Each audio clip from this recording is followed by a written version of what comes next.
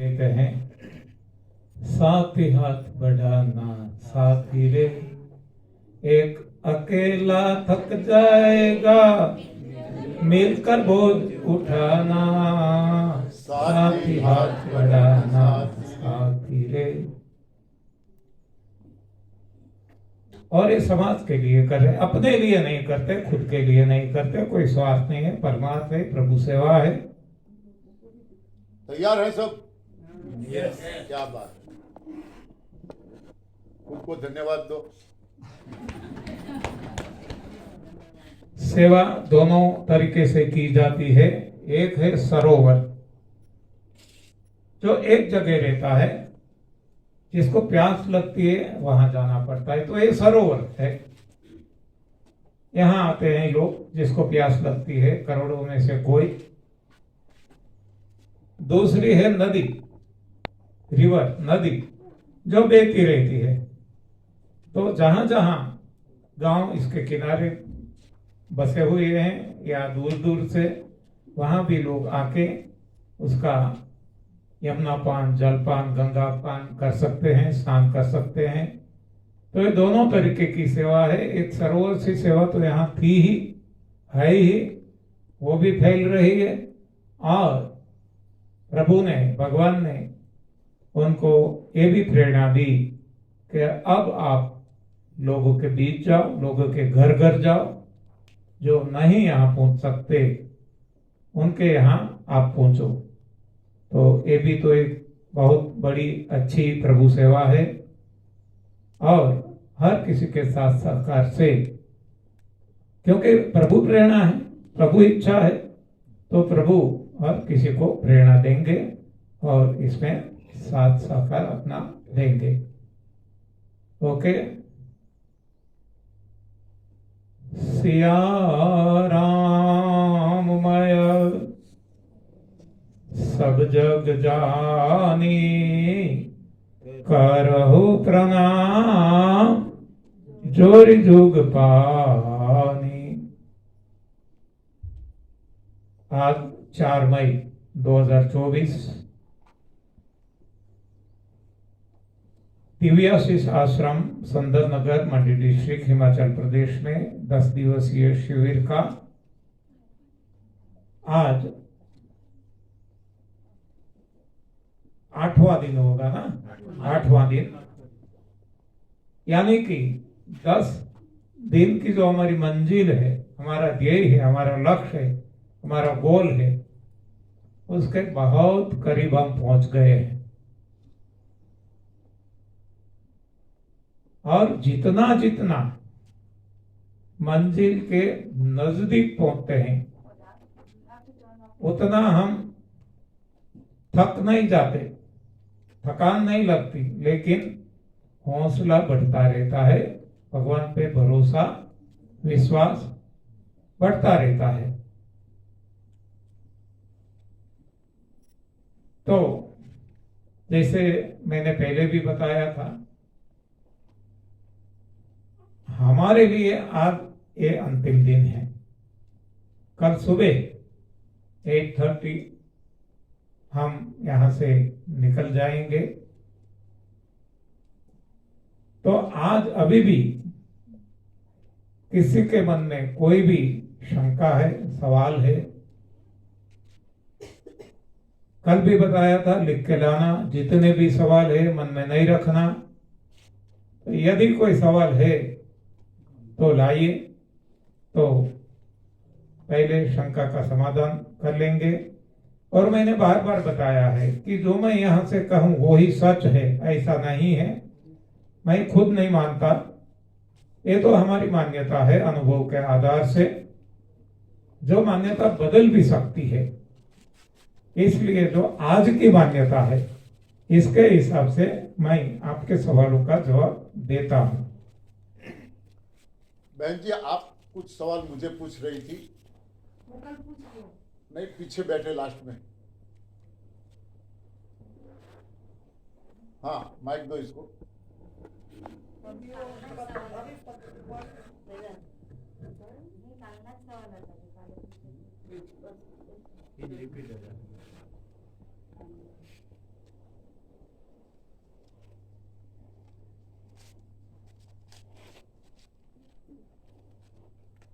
हाँ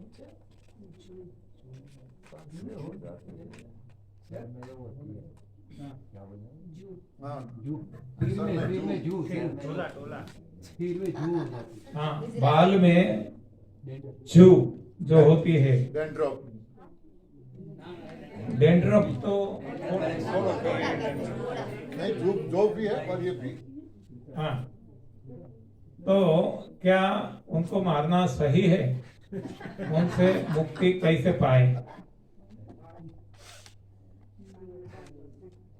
देखो हमारी कक्षा कैसी है, ये हमें देखना है। शास्त्रों में भी है, आपको शायद पता होगा, कर्ण का उदाहरण है शायद महाभारत में।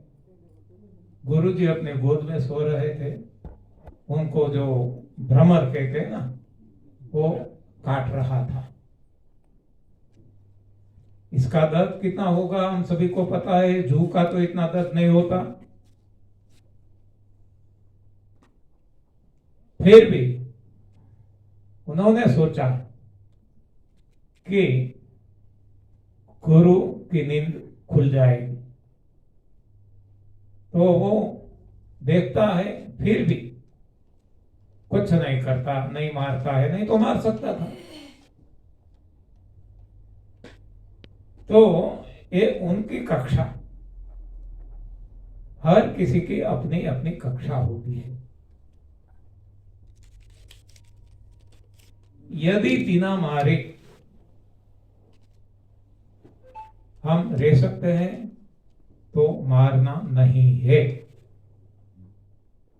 लेकिन इससे आगे की सोच होनी चाहिए कि जो पढ़ते ही क्यों है हमारे बालों में, पढ़ना ही नहीं चाहिए। हाँ, तो ऐसी गंदगी, ऐसा गंदा क्यों भोजन डालते हैं, वो बंद करो। जो अपने आप हाँ चली जाएगी, मर जाएगी, जो भी होगा। तो ये जो भी जो आपको दी है वो भगवान ने दी है, जिसको भी दी है भगवान ने दी है। क्यों दी है? क्योंकि जो हमने गंदा खाया है, जो एक गंदा पसीने के द्वारा निकल रहा है, ये गंदगी हमें ज्यादा नुकसान न करे, इसको खाने के लिए ये सारे जो जू है वो भगवान के सफाई कामदार है। हाँ, वो फायदे में नहीं आते, सभी के बाल में नहीं पड़ेंगे। जिसके भीतर गंदगी है उनको ही जू वहां आएगी, अदरवाइज नहीं आएगी। आप मच्छर भी देखना, मच्छर, मक्खी, ऐसे जो सारे हैं वो भगवान के सफाई कामदार है, उनको मारना नहीं है, लेकिन हम उनको ही मारते हैं। हाँ, क्योंकि हमारी सोच गलत है, हम भ्रांति में हैं।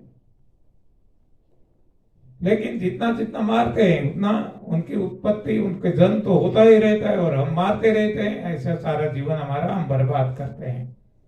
मारना नहीं है, इससे हमें कष्ट है, तो इसका जन्म ही ना हो, इसका मूल कारण, रूट कोज, मूलभूत कारण, इसको हटाना है। जैसे रोग के बारे में हमने देखा था कि रोगों का अपना अस्तित्व नहीं है।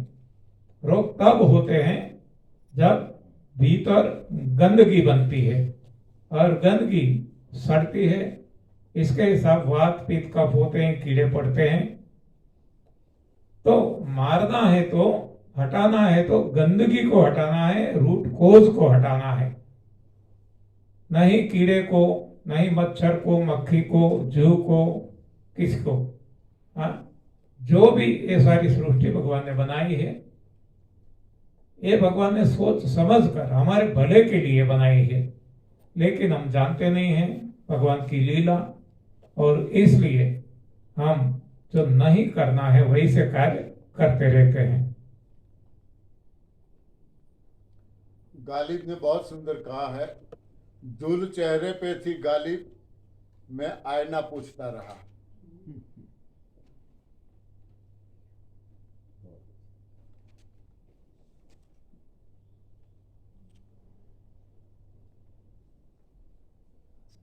आपका दूसरा जो सवाल है, क्या ऑल आउट लगाना हिंसा है? मच्छर से कैसे बचे? हाँ, मैंने जवाब दे ही दिया है, मैंने पढ़ा नहीं था, अभी पढ़ता हूँ।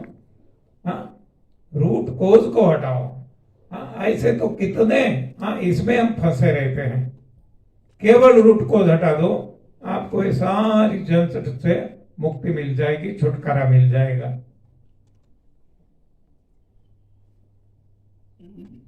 जब भगवान के प्रति कैसे समर्पित हो सकते हैं, तब सेवा सुमिरन को अपना के। हाँ, ये अब तक जो हमने चर्चा की इसके लिए ही किया है। तब सेवा सुमिरन जब अपनाएंगे तो समर्पित भाव अपने आप आ जाएगा।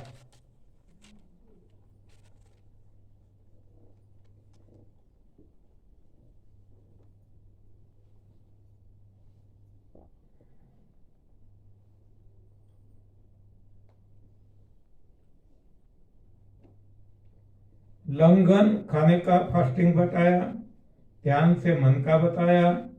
तो हवा का फास्टिंग कैसे करते हैं? हवा छोड़ देते हैं, वो हवा का फास्टिंग कहते हैं। हाँ, और ऐसी कक्षा आ जाती है कि छोड़ना भी नहीं पड़ता, छूट जाता है।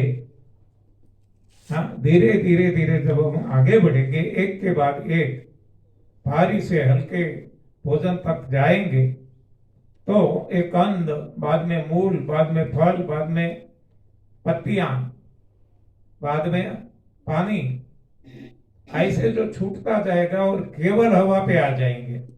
अब हवा भी अपने आप छूट जाएगी। यानी हवा लेना जो हम लेते हैं प्रयास करके, वो लेना बंद हो जाएगा। हवा तो हमें मिलेगी ही, हवा तो भगवान ने दी ही है हर कोई प्राणी को, हर कोई वनस्पति, पेड़ पौधे को। तो अब हमारा शरीर हवा लेता था, अब लेना नहीं पड़ेगा, अब आएगा अपने आप शरीर के भीतर। कैसे?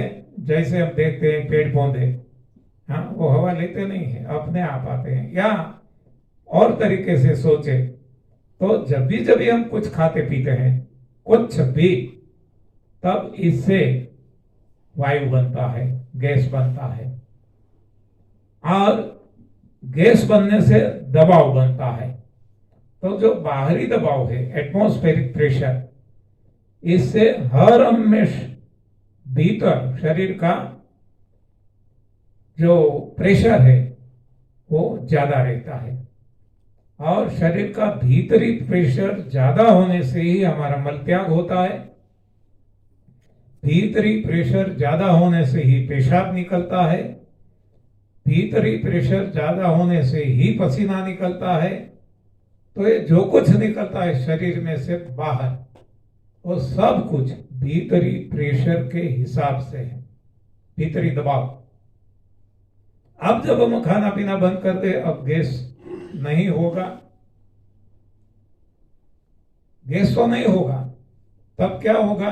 बाहरी और भीतरी दबाव सम हो जाएगा, एक सा हो जाएगा, इक्वल लेवल पे आ जाएगा। लेकिन भीतर में जो है हमारा ब्लड सर्कुलेशन चलता रहता है, इसके लिए हार्ट चलता रहता है, किडनी फंक्शन करती है, सारा शरीर फंक्शन करता है। तो इसके हिसाब से भीतर वैक्यूम क्रिएट होगा, माइनस प्रेशर। तो अब क्या होगा? जो बाहर प्रेशर ज्यादा है, भीतर कम हो गया, तो अब बाहर से अपने आप अंदर आने लगेगा, पेनिट्रेट होगा। तो इस हिसाब से हमारे सारे एक छिद्र है करोड़ों, आज क्या है, हम खाते पीते हैं तो छिद्र से पसीना बाहर निकलता है। खाना पीना बंद हो जाएगा तो अब क्या होगा? रिवर्स होगा, उल्टा होगा। जो हवा है, ये हवा पानी के साथ, हवा में पानी होता है और बहुत सारे 5 एलिमेंट होते हैं, ये सारे एलिमेंट्स हमारे शरीर में प्रवेश करते रहेंगे। तो इसी तरीके से बिना हवा भी हम जी सकते हैं।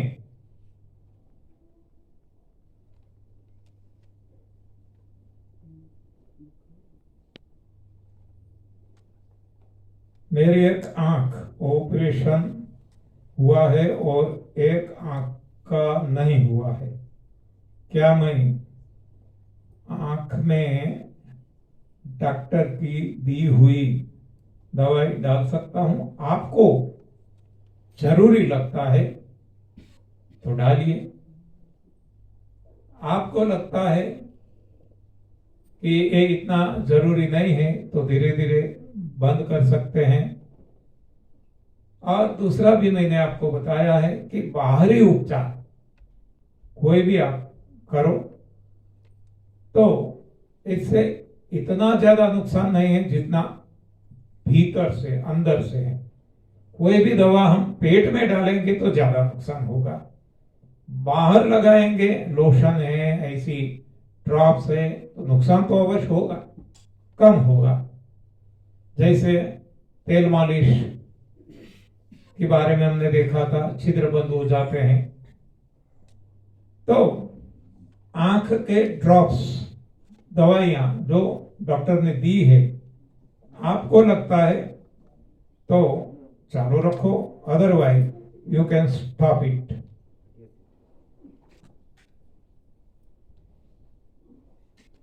तीन दिन से एक घुटने में बहुत दर्द है, रात को नींद नहीं आती, क्या तेल की मालिश कर सकता हूं? ये सारे जवाब हमने दे दिए हैं। हाँ, इसलिए हाँ, मैं बार बार कह चुका हूं और फिर से दोहराना पड़ता है, कैसे समझाऊं बड़े ना समझो, कैसे समझाऊं। कितनी बार समझाना है, कितनी बार? एक ही बार। हाँ, लोग बोर हो जाएंगे। लोगों का तो सोचो, मुझे हार्ट में 2 स्टेंट डले हैं, मुझे क्या सावधानी बरतनी चाहिए? हाँ, आपकी गलती के हिसाब से अनजाने में भी जो गलती हो जाती है इसका खामियाजा भुगतना ही पड़ता है। तो हमारी गलती से ये सब कुछ होता है, आर्टरी ब्लॉक होती है, बाईपास करवाना पड़ता है, स्टेंट डलवाने पड़ते हैं। हाँ, डाल दिया, लेकिन अब जाग जाओ। हाँ, वैक्सीन ले ली, कोविशील्ड या और कोई, हाँ, सारी वैक्सीन गलत ही है, खराब ही है, नुकसानकारी है, नुकसानदेही है। जब से ये आया तब से हम बोलते आए हैं, आज की बात नहीं है। आज तो लोगों की आंखें खुल गई। हाँ, ब्रिटेन में जब कोर्ट में ये वैक्सीन बनाने वाली कंपनी ने खुद कन्फेस किया, क्योंकि करना पड़ा, करता नहीं है कोई, करना पड़ा, क्योंकि ऐसे केसेस बने, प्रूव हो गए। हम तो पहले से, आप हमारे पुराने वीडियो देख सकते हैं, हमने, और जो डॉक्टर विश्वरूप रॉय चौधरी ने भी बताया था, शायद रामदेव जी बाबा ने भी बताया था, बहुत सारे लोगों ने बताया था। लेकिन उस वक्त ऐसे लोगों को दुनिया मूर्ख मानती थी, ये पागल है। हाँ, लेकिन आज समझ में आता है। आज भी हम देखते हैं कि कितने सारे हार्ट अटैक, कितनी सारी साइड इफेक्ट ये वैक्सीन की। हाँ, लेकिन हम डर जाते हैं, और डराना उनका काम है। हाँ, जिसको अपना धंधा चलाना है, करोड़ों खरबों का बिजनेस करना है, माफिया गैंग जो है वैश्विक स्तर पे, उनको तो अपना बिजनेस चलाना है, तो वो तो ऐसा कुछ ना कुछ नया लाते ही रहेंगे। हाँ, अब कोरोना गया तो कुछ और आएगा, कोरोना से भी ज्यादा भयावह वो दिखाएंगे। इतना टीवी पे चारों ओर इतना वो भय फैला देंगे, डर फैला देंगे, और हम डर जाते हैं। और डर के मारे हम डॉक्टर के पास चले जाते हैं। डॉक्टर खुद कहते हैं WHO खुद बार बार बार कहती है कि इसकी कोई दवाई नहीं, फिर भी सारी दवाई में, सारी दुनिया में ये वैक्सीन लगाई जाती है, लगाई गई है, आज भी लगाते हैं। हाँ, और हम भी लगवाने जाते हैं क्योंकि हम डर गए हैं। लेकिन जब सही ज्ञान आ जाएगा तब हम डरेंगे नहीं। हाँ, जो डर गया वो मर गया। तो आज भी इतनी साइड इफेक्ट, इससे भी बचना है। हो गया, चलो गलती हो गई, तो अभी भी देरी नहीं हुई। एनडीएस फॉलो करो, अपना लो, एनडीएस अपना लो, एक वन स्टेप आगे का। क्योंकि ये ज्यादा गलती हो चुकी है तो थोड़ा ज्यादा एक कदम आगे जाना पड़ेगा। और आप ये भी देखेंगे कि कोरोना काल में भी जिन्होंने एनडीएस अपनाया था, अपनी गलती से किसी किसी को कोरोना की इफेक्ट हो भी गई, लेकिन वो मरे नहीं, क्योंकि उनको पता चल गया हमारी गलती है, उन्होंने सुधार ली। और जिन्होंने स्क्रूपुलसली, निष्ठा से, सख्ती से एनडीएस फॉलो किया था, उनको किसी को कोरोना नहीं हुआ, उन्होंने वैक्सीन भी नहीं लगवाई थी। तो एक कब हो सकता है? जब हम डरेंगे नहीं। और कब नहीं डरेंगे? जब हमें सही बात का पता होगा, सही ज्ञान होगा। तो ये जरूरी है। अभी हार्ट में जो स्टेन लग गई है तो सख्ती से पालन करो। एनडीएस नहीं, लेकिन एएनडीएस फॉलो करो, एडवांस डाइट सिस्टम। तो आपकी सारी दवाइयां भी बंद हो जाएगी, नहीं तो लाइफ लॉन्ग लेनी पड़ेगी। और जो खून को पतला करने की दवाइयां देते हैं, यहाँ खून जैसा होना चाहिए वैसा ही रहेगा, पतला भी नहीं और गट्ट भी नहीं, थीन भी नहीं, थिक भी नहीं, जैसा होना चाहिए नेचुरली वैसा यहां रहेगा। तो अब जाग जाओ, एएनडीएस फॉलो करो। घुटनों में गैप आ गया है, एनिमा करने से ठीक हो जाएगा या नहीं? नहीं, बिल्कुल नहीं।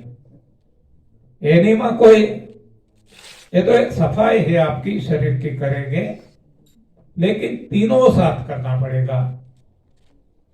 संजीवनी, साथ साथ लंगन और क्लींसिंग जूस, तब ये ठीक हो सकता है।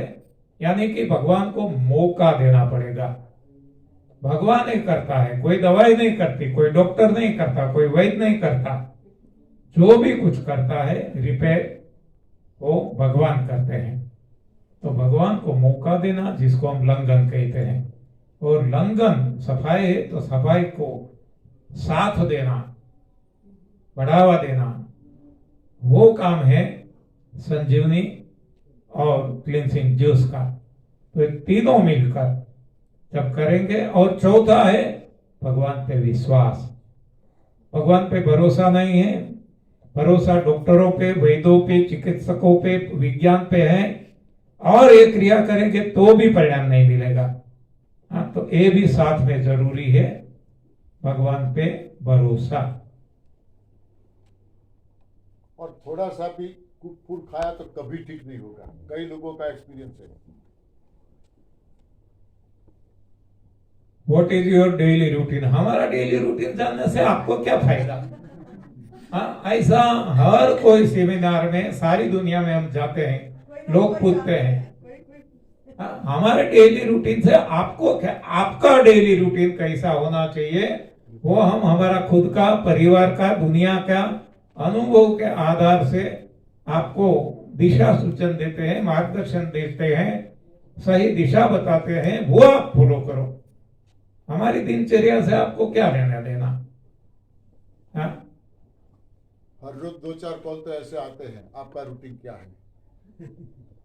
What was your routine 10 years back, इससे भी आपको क्या लेना देना। हाँ, 10 ईयर क्या, हम तो 31 ईयर से कर रहे हैं, लेकिन दिन ब दिन, डे बाय डे इसमें सुधार करते जा रहे हैं, थोड़ा थोड़ा थोड़ा छोड़ते जा रहे हैं। हाँ,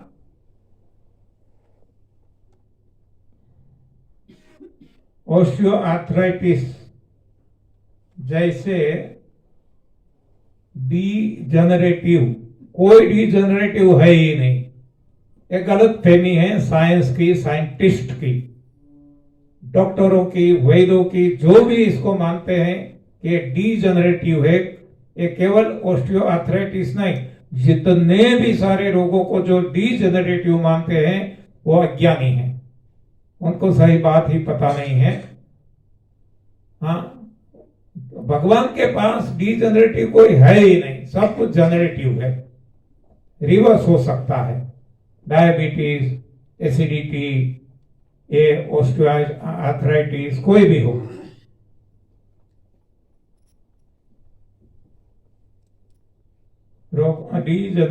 ऑस्टियोआर्थराइटिस जैसे डीजनरेटिव रोगों के बारे में मॉडर्न साइंस कहती है, मॉडर्न साइंस को भूलो, मारो गोली। जब तक मॉडर्न साइंस करते रहोगे मरते रहोगे।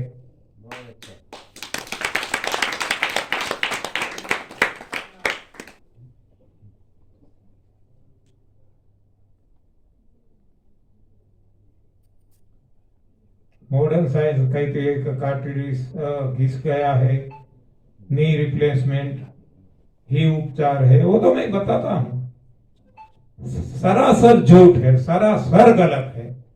कोई नी रिप्लेसमेंट की जरूरत नहीं है, कोई सर्जरी, कोई ऑपरेशन की जरूरत नहीं है। यहाँ आपके सामने ही मेरी पत्नी बैठी है, उनको भी डॉक्टरों ने बताया था नी जॉइंट रिप्लेसमेंट करवाना पड़ेगा, क्योंकि ये घिस गई है, ये हो गया है। और मेरे साधु जो कहते हैं वही ऑर्थोपेडिक सर्जन, उन्होंने ये बताया था, दवाइयां दे दे दे दे कर अंत में ये बता दिया। हमने कुछ भी नहीं करवाया, एनडीएस फॉलो किया, आज 31 साल हो गए, हम आपके सामने हैं। और ऐसे तो मेरा भी एक्सपीरियंस अनगिनत, हाँ, ये भी आपके सामने है। 14 साल खड़ा खड़ा टॉयलेट जाता था, आज पालथी लगा के आराम से बैठ सकता हूँ। अनगिनत केसेस है, लेकिन आपको खुद को भगवान पे भरोसा रख के, विज्ञान पे नहीं, विज्ञान पे जिसने भरोसा रखा मानो वो मरा, हाँ? और जिसने भगवान पे भरोसा रखा वो तैर गया।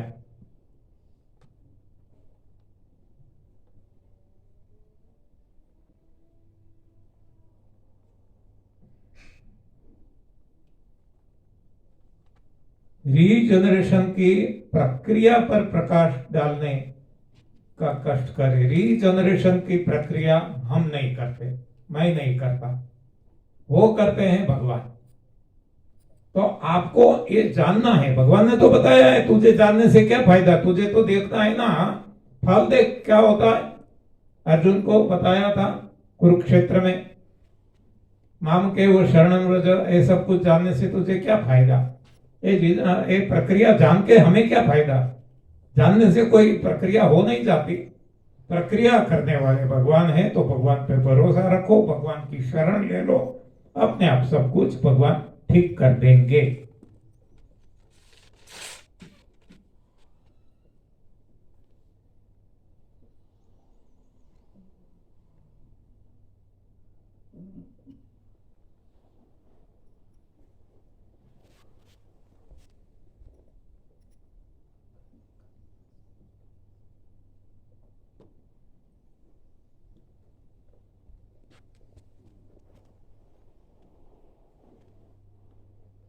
ड्राई फ्रूट के बारे में हमने स्पष्टता कर दी है। ड्राई फ्रूट हमारा भोजन है, ले सकते हैं, लेकिन 3 प्रकार के भोजन में उत्तम, मध्यम और कनिष्ठ में वो कनिष्ठ भोजन है। भारी है पचने में, एसिडिक है, ऑयली है, तो जहां तक हो सके इससे बचे। खाना ही है, कभी कभार खाइए तो 8-10 घंटे पानी में भिगोकर पानी फेंक देना और इसको कोई भी तरीके से इसका मिक्सी में पानी डाल के दूध जैसा बना के, हाँ, तो खाना है तो खा सकते हैं, लेकिन कभी कभार।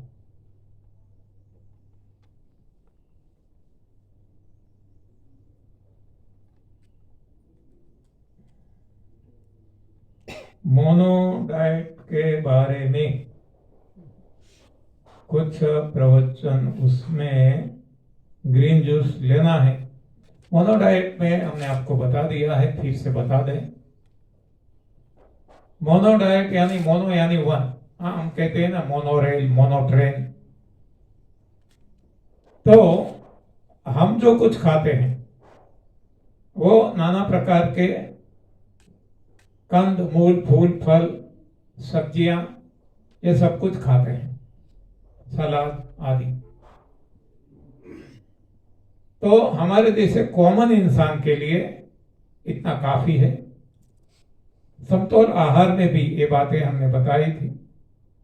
लेकिन जिसको स्पिरिचुअल डेवलपमेंट करना है, आगे बढ़ना है भक्ति मार्ग में, तो उनको धीरे धीरे धीरे कंद छोड़े, बाद में मूल छोड़े, बाद में फल छोड़े, फूल छोड़े, पत्तियां छोड़े। तो इस तरीके करते करते वो एक ही आहार, जिसको एकाहार कहते हैं, मोनोडाइट कहते हैं, आ सकते हैं। इसके लिए अपनी कक्षा होनी चाहिए, हर कोई नहीं कर सकते। जो प्रयास करते हैं भगवान पे भरोसा रख के, वो हर कोई कर सकते हैं। ऐसा नहीं है कि पर्टिकुलर पर्सन ही कर सकता है, लेकिन जो इस बात पे आगे बढ़ता है भगवान पे भरोसा करके, भगवान को पाने के लिए, तो ये हर कोई आदमी कर सकता है। तो धीरे धीरे छोड़ते छोड़ते केवल कोई भी एक आहार पे आ जाए।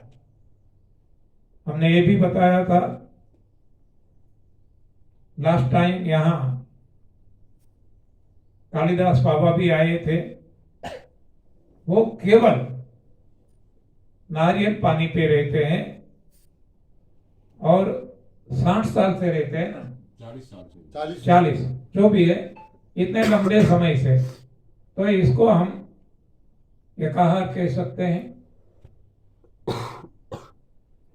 मोनोडाइट कह सकते हैं, रसाहार भी कह सकते हैं। लेकिन रसाहार में भी नाना प्रकार के रस लेते हैं, इसको रसाहार कहते हैं। रसाहार में भी एक पे आ जाए तो इसको एकाहार या मोनोडाइट कह सकते हैं।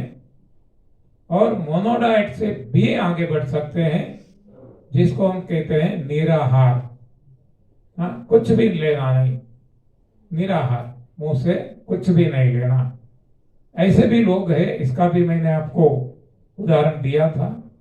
एक है किरबीडी लेनरोले, श्रीलंका। वो जवान है, युवा है, मैराथन दौड़ता है, एथलीट है, कई सारे गेम्स खेलता है, वर्ल्ड मेडल भी लाता है। 10 साल से वो केवल हवा पे, यानी कि निराहार पे है, केवल हवा पे, जिसको वो कहते हैं ब्रिदेरियन।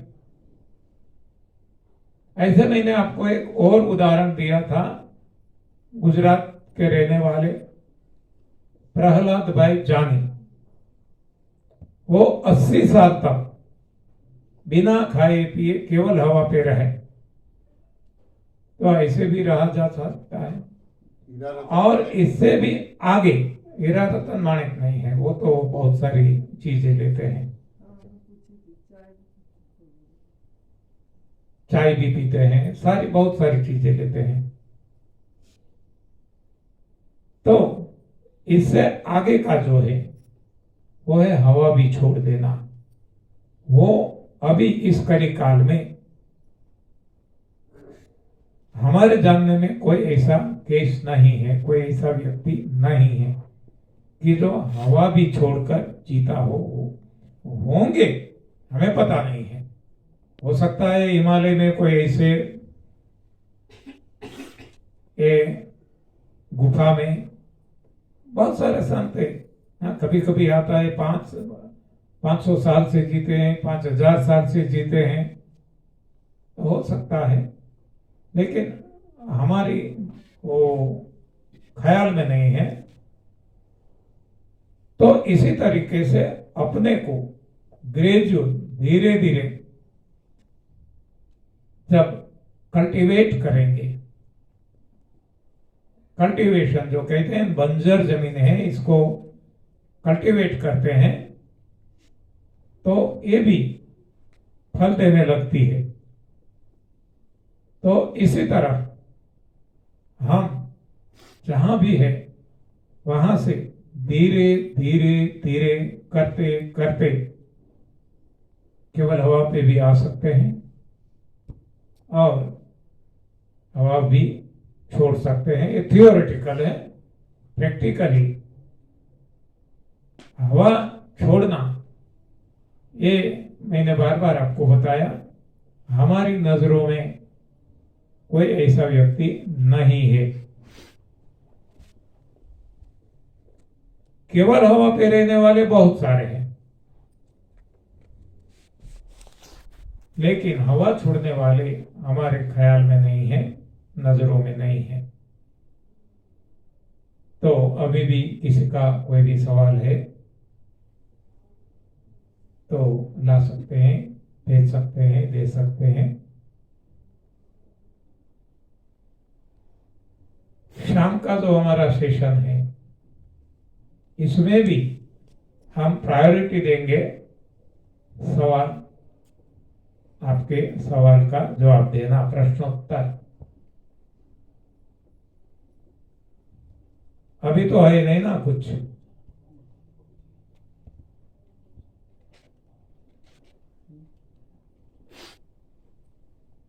ओके, तो यहाँ समाप्त करते हैं। धन्यवाद, आभार, प्रणाम। 8 દિવસથી કેટલા